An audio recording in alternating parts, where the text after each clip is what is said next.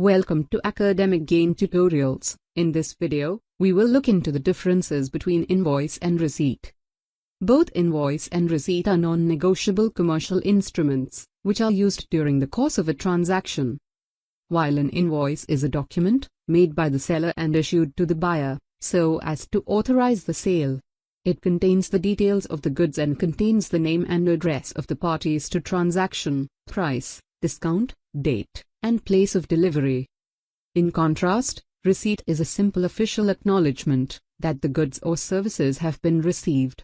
It is prepared by the vendor and given to the consumer and is used to show the ownership of the item. So, let's look into the basic differences between invoice and receipt in a tabular form.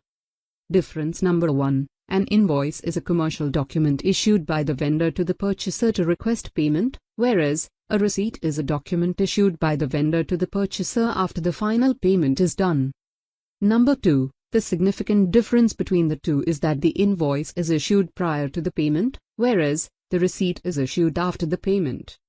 Number 3. An invoice is important to record the details of the merchandise sold, but the payment is yet due against it, whereas a receipt is important to act as an evidence that the payment for merchandise bought has been done.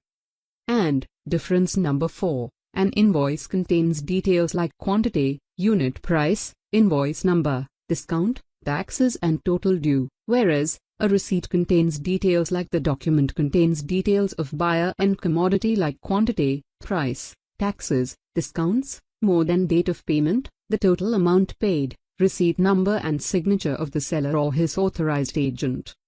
Sales invoice and official receipt both are a prominent part of the purchase cycle. The invoice helps the seller to keep the record of sale and to determine that amount of merchandise has been received or not,